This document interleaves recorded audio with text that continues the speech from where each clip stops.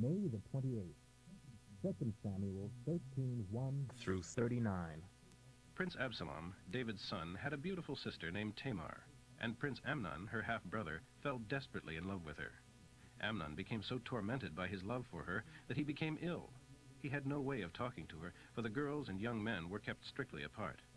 But Amnon had a very crafty friend, his cousin Jonadab, the son of David's brother, Shimeah.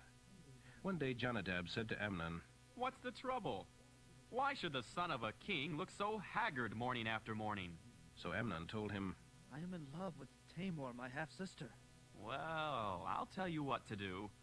Go back to bed and pretend you are sick. When your father comes to see you, ask him to let Tamar come and prepare some food for you.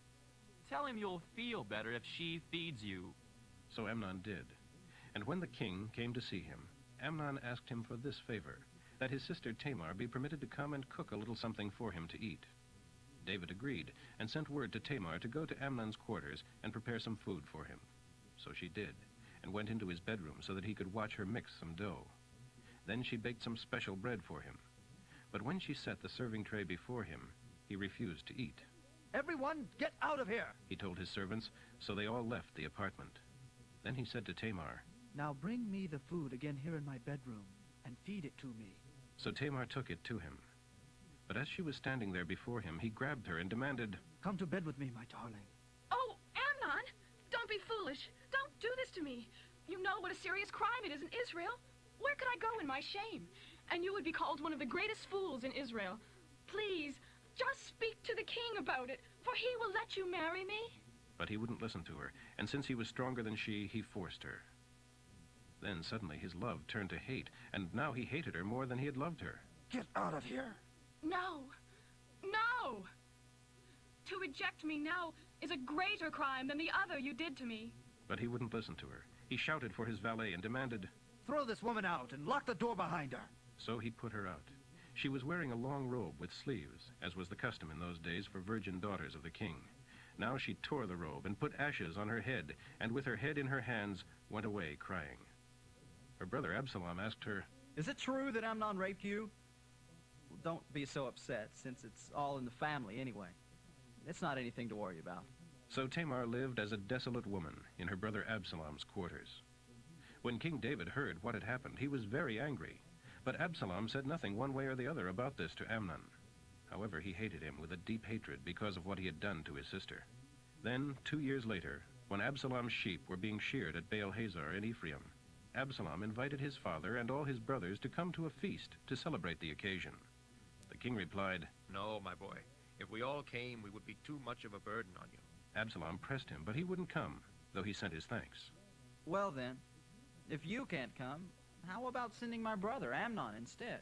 Why Amnon? Absalom kept on urging the matter until finally the king agreed and let all of his sons attend, including Amnon. Absalom told his men, Wait until Amnon gets drunk. Then, at my signal, kill him. Don't be afraid. I'm the one who gives the orders around here, and this is a command. Take courage and do it. So they murdered Amnon. Then the other sons of the king jumped on their mules and fled. As they were on the way back to Jerusalem, the report reached David, Absalom has killed all of your sons, and not one is left alive. The king jumped up, ripped off his robe, and fell prostrate to the ground. His aides also tore their clothes in horror and sorrow. But just then Jonadab, the son of David's brother Shimeah, arrived and said, No, not all have been killed. It was only Amnon. Absalom has been plotting this ever since Amnon raped Tamar. No, your sons aren't all dead. It was only Amnon. Absalom got away. Now the watchman on the Jerusalem wall saw a great crowd coming toward the city along the road at the side of the hill. Jonadab told the king, See, there they are now. Your sons are coming, just as I said. They soon arrived, weeping and sobbing, and the king and his officials wept with them. Absalom fled to King Talmai of Geshur, the son of Ammihud, and stayed there 3 years. Meanwhile, David, now reconciled to Amnon's death, longed day after day for fellowship with his son Absalom. John 17:1 through 26. When Jesus had finished saying all these things, he looked up to heaven and said, Father, the time has come. Reveal the glory of your Son so that he can give the glory back to you. For you have given him authority over every man and woman in all the earth. He gives eternal life to each one you have given him. And this is the way to have eternal life, by knowing you, the only true God, and Jesus Christ, the one you sent to earth. I brought glory to you here on earth by doing everything you told me to. And now, Father, reveal my glory as I stand in your presence, the glory we shared before the world began. I have told these men all about you. They were in the world, but then you gave them to me. Actually, they were always yours, and you gave them to me, and they have obeyed you.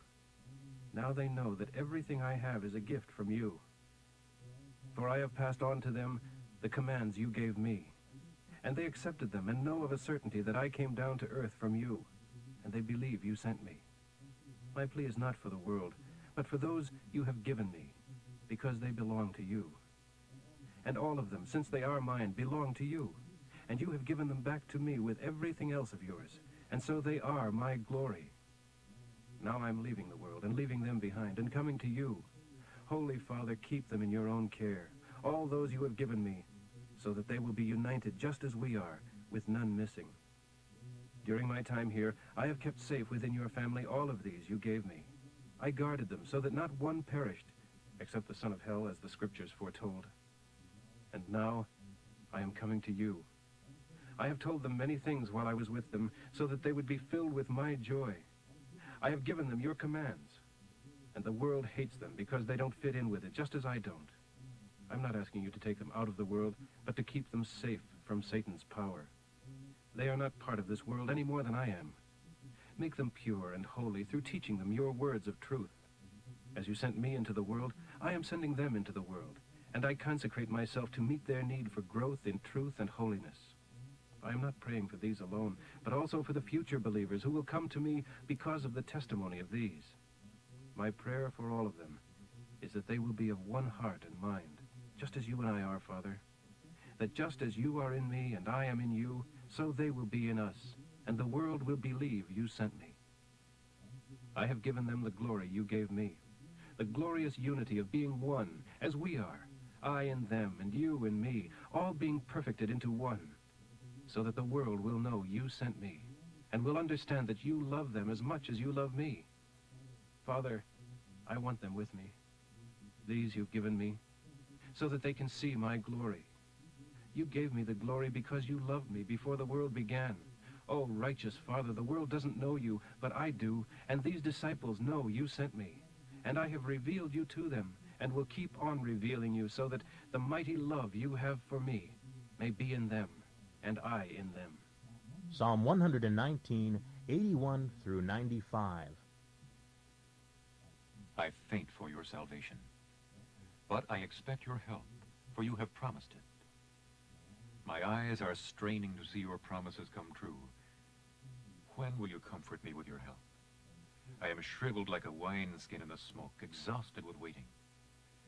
But still, I cling to your laws and obey them. How long must I wait before you punish those who persecute me?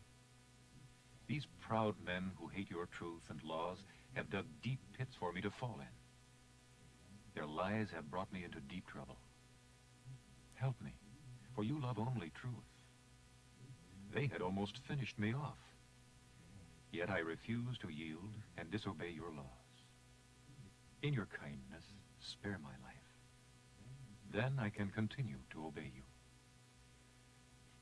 Forever, O Lord, your word stands firm in heaven.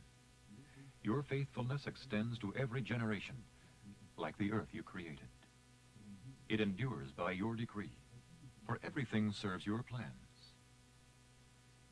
I would have despaired and perished unless your laws had been my deepest delight. I will never lay aside your laws, for you have used them to restore my joy and health. I am yours. Save me, for I have tried to live according to your desires. Though the wicked hide along the way to kill me, I will quietly keep my mind upon your promises. Proverbs for today, 16, 6 through 7. Iniquity is atoned for by mercy and truth. Evil is avoided by reverence for God. When a man is trying to please God, God makes even his worst enemies to be at peace with him.